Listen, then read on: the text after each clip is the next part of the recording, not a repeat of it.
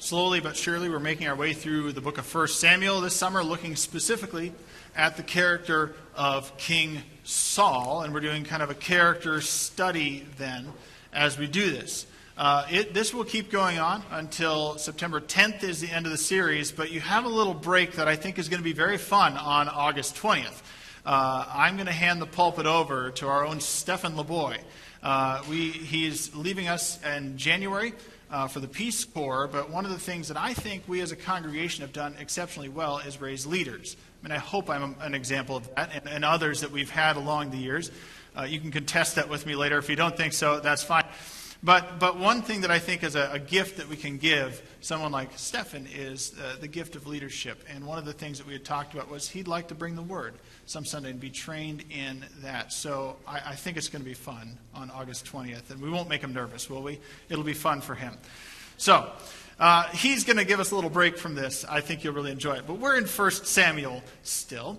We're going through this, and let me just remind us of a couple details that I think are useful. One, this is the transitional moment from the days of the judges to a king in Israel. The transition that's going on is that in the days of the judges, that book called Judges in the Old Testament ends by saying, in those days there was no king and everybody did as they saw fit. It was a time of lawlessness in so many ways. The judges were supposed to bring people back and hopefully keep them on track in obedience with God. And yet the people would stray away. God would raise a judge. They'd be rescued from their disobedience and the consequences of that disobedience. So it's a day of no king, and then, of course, they get a king. And we see these different characters in the book of 1 Samuel, and we're drawn in. We're supposed to be drawn in to these characters, like Hannah, who's faithful from the start. And we should look at someone like Hannah and say, am I that way? Do I have such a spirit of thanks that Hannah does, and a spirit of generosity that Hannah does? We're drawn into these characters. Samuel, he's raised up as essentially the last judge, given to that task, and a prophet and a priest on top of that. And we can look at someone like Samuel, who's faithful in this time of disobedience. And then Saul gets elevated in amongst this, but he's really part of the problem, not the solution. The disobedience abounds in the people, and Saul is not able to fix it. In fact, it kind of pulls him down. His own disobedience and rejection from kingship occurs because of that disobedience. And where we end up today in the storyline is that Saul is angry. And there's more to it than that, but we're just going to start there with the whole issue of anger. And this is not a sermon entirely on anger, by the way. This has a lot more to do with contentment when you get down to it. But let's start with anger. And Saul is angry from the beginning. And I don't know about you, but when I was a kid, and now I have kids, sometimes kids have temper tantrums, right? Or something is supposed to be one way. I wanted a blue plate, but I got a purple plate at dinner. Even though the food is on it, it tastes exactly the same, but they're upset about these little things. And it's cute when they're kids, right? Maybe frustrates us a little bit, but it's cute. It's cute when we were a kid that we could have a tantrum. You know, you can even go to the store and see somebody else and their kid is having a tantrum, and you can at least walk away thinking, well, at least it's not my kid, right? It's not that bad. And they're kids that are learning the rules of the game of life, basically, right? But it's not cute when you get older, right? It's not cute when you're 30, 40, 50, 60, 70 to have a tantrum and to get angry like that. Saul begins as a humble man. But because of pride, he gets humbled later in life. Because of his disobedience, he's no longer humble, he's humbled.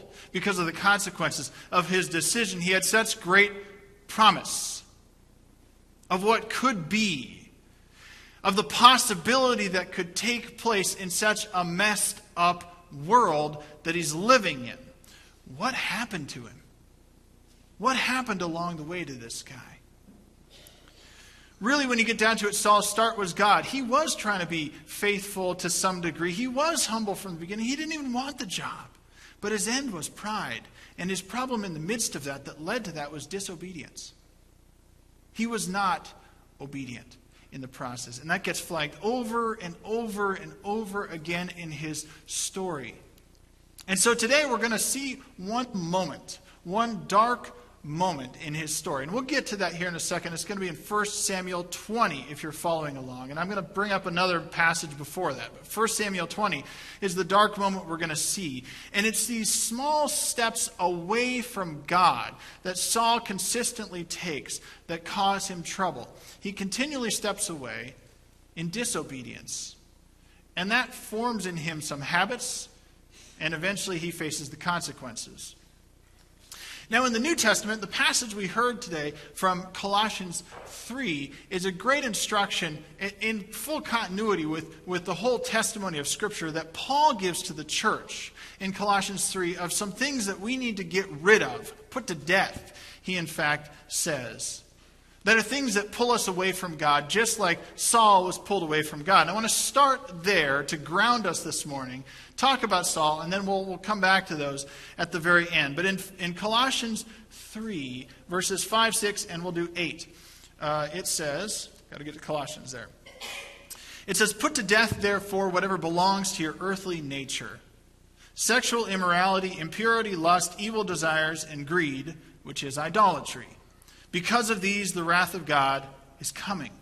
Go to verse 8. "But now you must also rid yourself of all such things as these: anger, rage, malice, slander, and filthy language from your lips." These are problems because they draw us away from God. They're problems because they're acts of disobedience against God. They tend to pour into ourselves and create a toxic environment rather than a God-fearing, God-loving, people-loving environment within us. Put to death, Paul says. Don't just push them to the side. Don't just stick them in a closet with all the other junk. Put them to death, Paul says, because these will cause us problems. I served as a hospital chaplain for a short while. Technically, I was a student when I did that for about 6 months. And I remember sitting in a class with fellow students, and the supervisor turned to me. And I'm not a psychological person. I mean, I get it on the job, but I've never done a lot of formal study of it because it really didn't interest me when I was in those days. Now I'm more interested in it than ever. But I remember the supervisor looking at me, and she says, we were talking about anger, and she says, "Evan, what's the function of anger?" And that's the kind of question that just short-circuits my brain for some reason. I didn't know the answer to what's the function of anger. But I've come to learn that one of the things about anger, since we're starting there, is that anger, most of what we call anger, tends to not be anger. We usually use it to hide other things. Anger, usually in its basic form, is somebody threatens you physically, they cut you off in traffic or something like that. You get, "Oh, I'm upset." That's anger, usually. But for the most part, we use it to hide things like men especially hide sadness as anger or something like that. We hide behind it. Anger has a function as sort of a defense.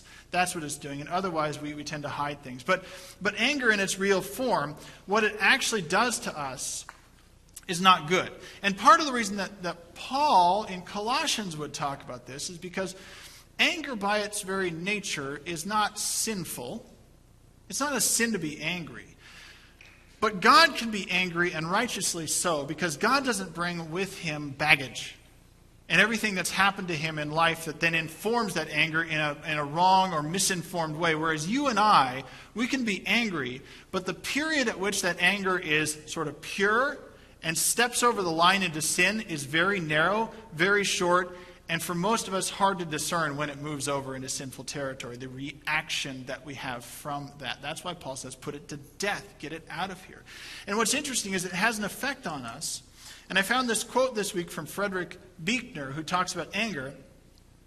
He says, "Of the 7 deadly sins, anger is possibly the most fun." Did you hear that? Fun. "To lick your wounds, to smack your lips regarding grievances long past, to roll over your tongue the prospect of bitter confrontations still to come, to savor to the last toothsome morsel of the pain you are given and the pain you are giving back. In many ways, it is a feast fit for a king. The chief drawback is that what you are wolfing down is yourself. The skeleton at the feast is you." It has a pretty profound effect on us if we let it stew and fester. And you can see that Saul has gotten to this point in his life, where anger, among many other things, have gotten the best of him. And so we read in 1 Samuel 20, verses 30 through 34. It says, Saul's anger flared up at Jonathan. Jonathan is his son. Saul's anger flared up at Jonathan, and he said to him, "You son of a perverse and rebellious woman." Some translations, it gets even a little more colorful than that. But let's just stop for a moment. He's yelling at his son in anger, and he brings in his wife as a weapon in the cause. He offends both his son and his wife in that same breath. "You son of a perverse and rebellious woman, don't I know that you have sided with the son of Jesse, David, to your own shame and to the shame of the mother who bore you?" Okay, so he weaponized her now completely. So he used her, he offended his own wife, and then he says, and it's to her shame and mine that you're doing this, Jonathan. "As long as the son of Jesse lives on this earth, neither you nor your kingdom will be established. Now send someone to bring him to die, or to me, for he must die." This is an angry man at this point. "Why should he be put to death? What has he done?" Jonathan asked his father. But Saul hurled his spear at him to kill him. Then Jonathan knew that his father intended to kill David. That's a pretty good sign, I would say, by that point. Jonathan got up from the table in fierce anger on that second day of the feast. He did not eat, because he was grieved at his father's shameful treatment of David. How did we get to this point in Saul's life? A man who started humble, anointed by God, and now he's attempting to kill even his own son, insulting his own wife in the process, wants to kill David. So much has jealousy and anger and rage, and frankly, a whole number of other things gotten the best of him. Saul is responding, certainly, to things in his own life. And he's responding, let's just point out, poorly, and he's responding poorly to his own disobedience. This is really of his own making that he's responding to so poorly. And like so many kings of the ancient world, he got paranoid that somebody was trying to take his power. It's already been taken from him, let's point out. He's angry. He's got all this going on. And from the beginning, when he was an anointed king, God's Spirit was put on him. He prophesied in the beginning, and he was given a lot of grace and a lot of opportunity to succeed.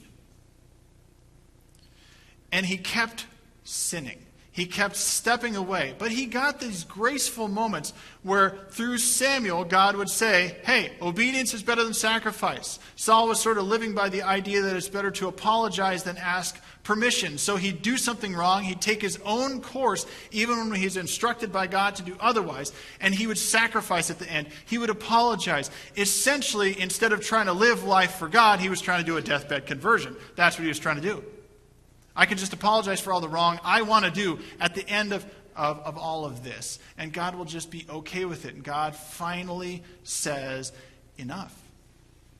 If that's the way you want to go, Saul, then thy will be done. I lift my spirit off of you. Someone else is chosen. I'm going to let you live out the consequences of your constant decision to do your own thing. And when that happens, when God lifts his spirit off him and his hand is essentially withheld from Saul's presence, Saul now is tormented by an evil spirit. And he's got a problem on his hands. And so what does he do? He gets desperate at this point. He doesn't want the kingship to be taken from him. He's very concerned about this. He tries to kill David, who's been anointed for this purpose, because David has now risen up through the ranks as somebody who is a threat to his kingship. He tries to kill David. He tries to entrap David by when David is interested in marrying Saul's daughter. And you can read about that story if you want. It's very interesting. We'll say it that way. Saul tries to kill David again. And then he takes a shot at his own son. I mean, this is a man that's kind of gone off at this point. Things are not right. He has moved from being spiritually dry with God to spiritually distant, now to being spiritually dark. What a transition has gone on in his life. And what's happened is that in the beginning, he sort of dabbled in the world of pride. in focusing attention on himself. But now, by this point in his life, he's delighting in self, not dabbling anymore. He's angry, he's paranoid, envy and jealousy have come along for the ride. He's very concerned about anything that would threaten who he is and what he can get. And we talked about this last week in the problem of pride for Saul. Pride was his precipitating issue here when you get down to the bottom line of it. C.S. Lewis points out that pride gets no pleasure out of having something, only having more of it than the next man. Right? Its only concern is winning at this point and being better than anyone else, still keeping that power. That pride, as we defined it last week, is essentially taking praise and blessing that's for God, in this case, and heaping it on himself. And jealousy, like I said, comes along with that, which means that he's got this intense interest, this obsession with honor and prosperity of somebody else. He wants that. He can't live without what somebody else has. And how he got here was just step by step. Walking in disobedience, step by step, stepping away slowly from God. And then one day, all of a sudden, you wake up and you realize you're a different person. I remember following baseball in the 90s and a bit into the early 2000s, but mostly in the 90s. And I remember seeing the likes of Barry Bonds and Mark McGwire. Do you remember watching the progression of some of these guys that as they went from normal-looking guy to Popeye physique? I mean, muscles just bulging out because, of course, they were enhancing their workouts to do this. You know, and you look at them over time. I remember seeing Mark McGwire in the last World Series that I think he was in, and I thought, I remember, seeing like his rookie card, and he was a, muscular but smaller guy, and all of a sudden now he's huge. Like, what changed in the man? Did he get a haircut? What's the difference? It's the drugs that he was taking in order to get those muscles. It's a step-by-step process, but all of a sudden you look back and you're like, something has changed here. Something's different. And we can get that way when we start to get in these modes like Saul was. He was envious and jealous of things that other people had. He coveted. He wanted things that were out of his reach, and those came to drive who he was. And so when we talked about being little kids and having temper tantrums, we can do this as little kids. Why does that kid have a better toy than I do? And as we grow up, we sometimes don't grow out of that enough. And so we think, why does that person have more money than I do? Or why does that person have more stuff? Or why do they have better clothes? Or better hair? Or better skin? Or why are they more beautiful than I am? Or why do they have a better house? Or better vacations? Or whatever it is, we start to compare and get jealous and envious of what other people have. And when we start to let those things in too deeply, guess what? They eat at us. They get in there and they start gnawing away and eat us alive. Saul took these steps away from God. And in the process, his end was self. He was prideful. His problem was obedience. He didn't obey. He continuously disobeyed. And the question for us then, as we look at Saul, and let us not let ourselves off the hook and say, well, that could never happen to me. It does happen to us. We do get eaten by some of these things. And we do fall into the trap of things like envy and jealousy. And we're not content sometimes with what we have, with what God has given us. And when that happens, we take these small steps away from God. And the question becomes, how do we take steps towards God when those things try to eat at us? The two things I think is, and we're looking at Saul's story by this point, not just this one moment of focus, but Saul's story. Two things that I think pop out from this that Saul lacks that we ought to have. One is that we need to make praise a habit. Saul didn't. Praise of self was a habit. Praise of God was not. If you look way back at the beginning of the book of Samuel, we commented on Hannah. Her story is a remarkable one in that in this world of disobedience, Hannah goes and prays and prays and prays for a child. And when she finally gets the child Samuel, she dedicates him to the Lord.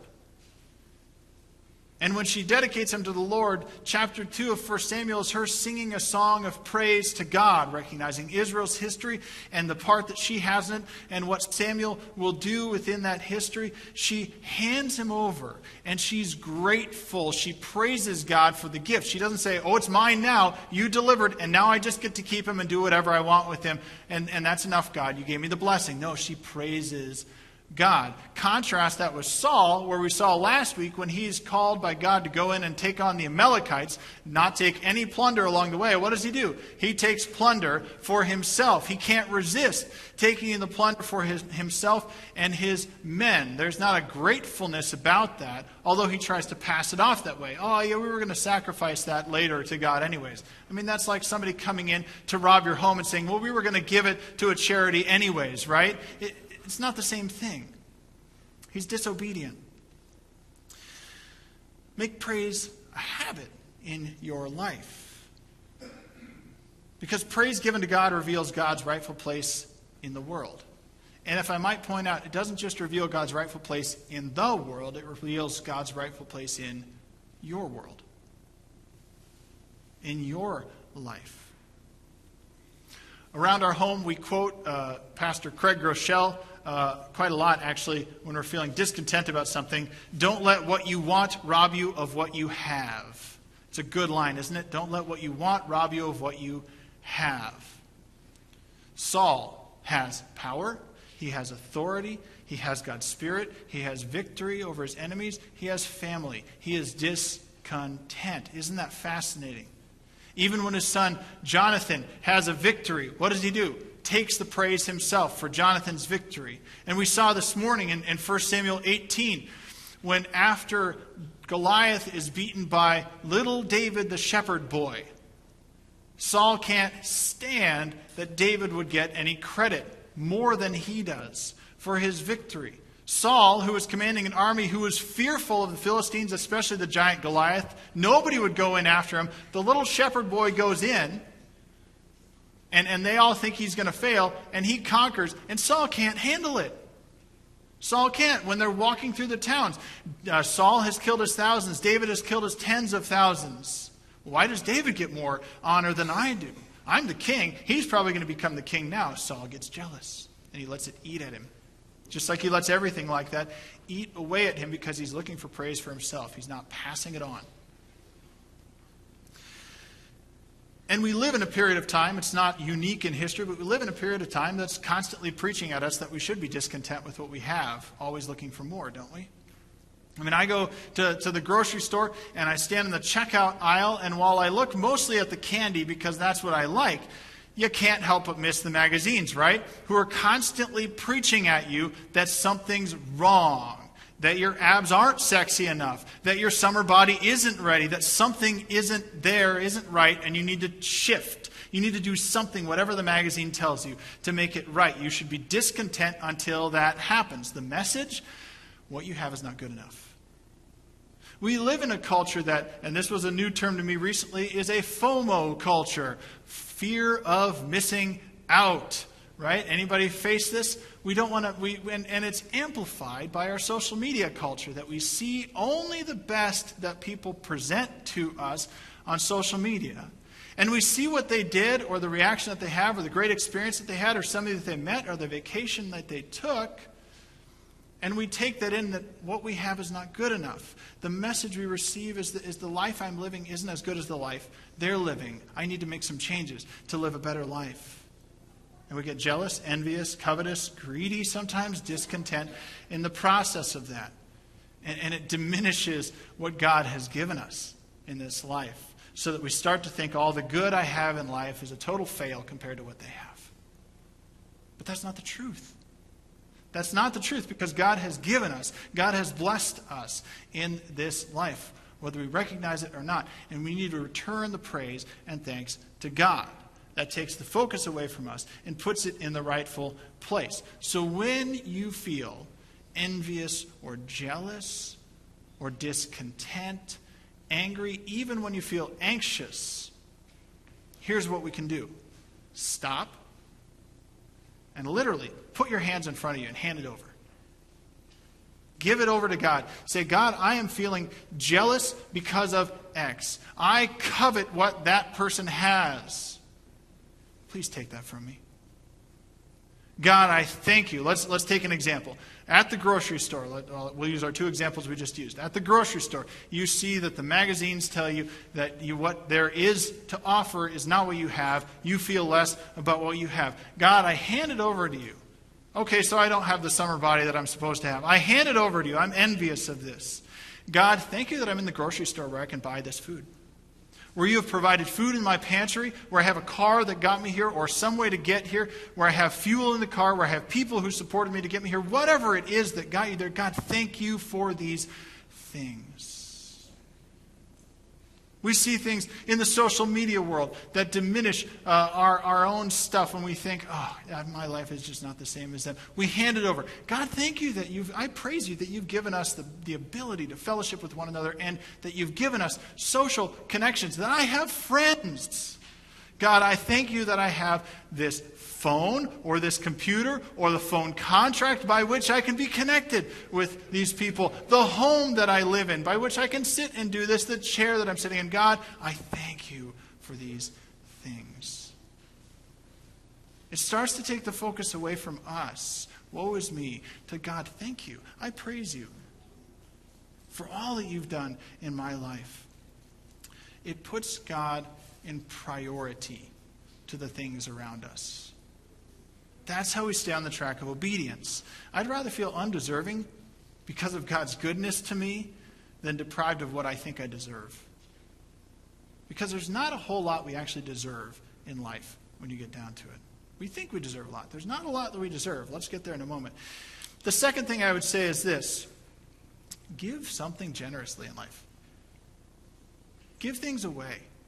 Be generous. That's what Saul is not. Saul continuously withholds. He continuously draws things to himself to keep things for himself. He withholds what God has, let's just point out, freely given to him. He didn't earn it. He didn't earn the kingship. He didn't earn the ability to have a dynasty. He didn't earn the wealth that he gets for being a king. Those were given to him by God. He didn't even earn life. None of us did. Let's just point that out this morning. At God's pleasure, he gave us life. Thanks be to God. And we exist and can draw breath today because God gave us the gift of life. If we talk about what we deserve, it's death, not life, because of our disobedience. And God has even made allowances for that, if we'll say yes to Jesus. We need to develop in ourselves a sense of generosity because we have one who's been profoundly generous to us in God. In our family, we were given a gift fairly recently. We were given a lot of gifts. Thanks, by the way, to those of you that were involved in some of the biggest, most recent gifts. We are deeply grateful and blessed. We were given a gift, though, recently. It was a nice gift, but it was something we didn't need right now. We might need later. Somebody else needed that gift. We said, without even thinking, well, they should take it then. Handed it off.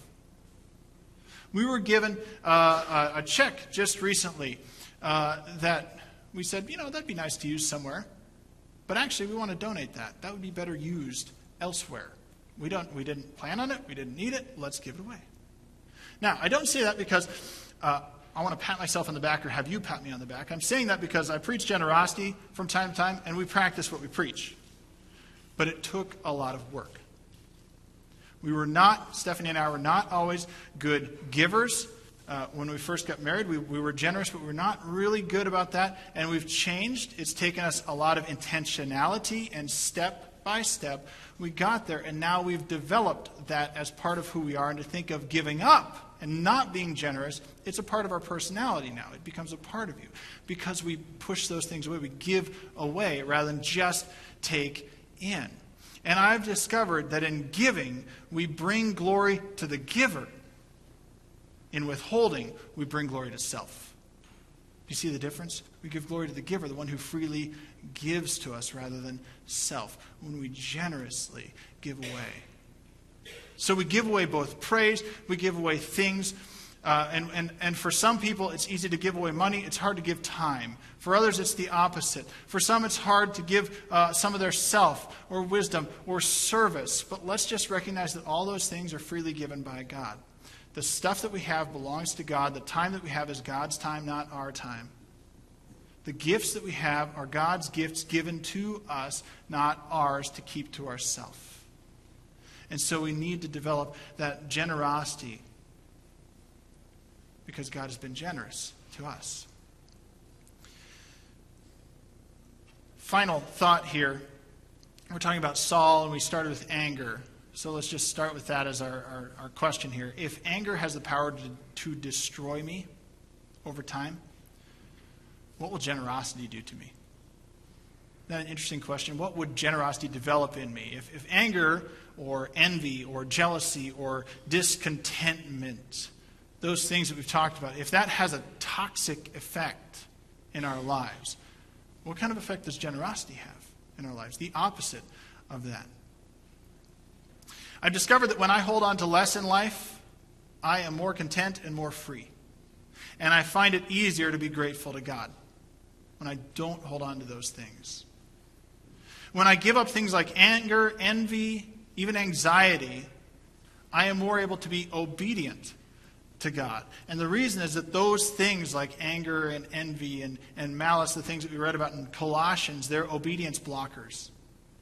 They put the focus on ourselves instead of on God, the one we're supposed to obey and follow. And we're instructed, as we read at the beginning of the sermon, to put those things to death in our lives.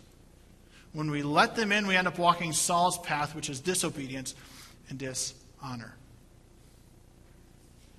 So Paul rounds out, when we're back to Colossians, Paul rounds out in verses 12 and 17. The whole section is good, but I'll just leave you with those. He says, "Therefore, as God's chosen people, holy and dearly loved, clothe yourselves with compassion, kindness, humility, gentleness, and patience." Those are outward things. They're not inward things. They're things we're given away to other people. Clothe yourselves with those things. And verse 17, "And whatever you do, whether in word or deed, do it all in the name of the Lord Jesus Christ, giving thanks to God the Father through him." May we be generous with one another. May we be generous with those around us who we don't think deserve our generosity. But let's point out, we didn't deserve it either. May we be generous in our praise of God, in the gifts that God has given us, in our thanksgiving. May we be obedient. Let's pray.